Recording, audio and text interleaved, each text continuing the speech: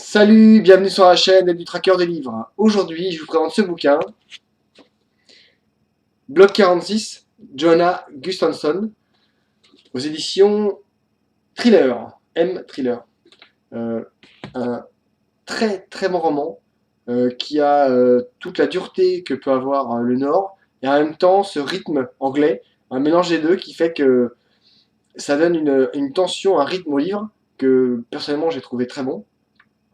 Et c'est très bien écrit, c'est raide, hein, mais c'est très bon. Donc je vais le partager avec vous. Donc l'histoire, je vous la fais courte. Hein. Suède, Falkenberg, en janvier 2014, le commissaire Bergström découvre le corps sans vie d'une femme terriblement mutilée. Très vite, il est rejoint dans son enquête par Émilie Roy, profileuse de haut vol arrivée de Londres. Il y a déjà eu des morts avec le même mode opératoire, mais ce qui pose problème est la femme en question. En fait, Émilie Roy chasse un tueur d'enfants. Cette femme est un anachronisme dans la victimologie. En Suède, la profileuse retrouve Alexis Castel, écrivain spécialisé dans les serial killers et proche de la dernière victime. Tous vont commencer une traque incroyable entre l'Angleterre et la Suède, pays glacé où les liens familiaux sont forts. Elles vont poursuivre une ombre qui agit à sa guise depuis des années sans que personne n'y puisse rien. Aussi dangereuse qu'enragée, l'ombre accélère. Alors déjà prudente, l'ombre devient audacieuse. En même temps, l'auteur nous fait découvrir l'histoire d'Heinrich Ebner en Allemagne, à Buchenwald, en 1944. Arrivé par les trains de l'horreur, on découvre son quotidien au plus près pour survivre à ses bourreaux. Donc l'auteur fait des va-et-vient constants entre le présent, ces morts qui s'empilent, et le passé, les erreurs commises, et qui entraînent probablement, des années plus tard, des crimes comme jamais personne de leur vivant n'avait déjà vu.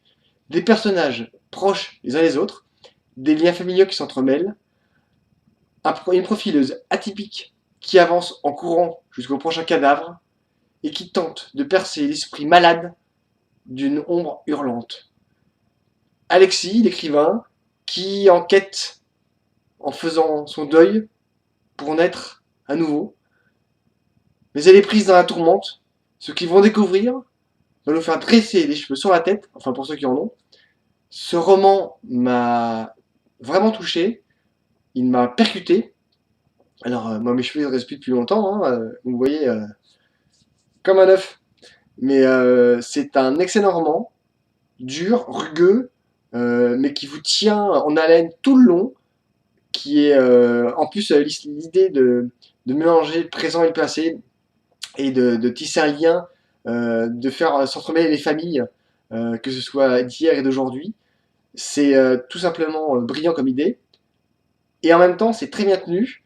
À aucun moment, on s'égare, ou on s'ennuie un petit peu. Jamais. Vraiment, l'auteur a réussi ce tour de force. D'abord de mélanger deux cultures, euh, deux époques. Et c'est juste une vraie réussite, une vraie trouvaille. Allez-y, jetez-vous dedans. C'est un très très bon livre. Donc, bonne lecture. J'espère que vous avez aimé. Donc, likez, commentez, partagez. Parlez-en autour de vous. Abonnez-vous. Moi, je repars en track. Bonne lecture. À bientôt. Au revoir.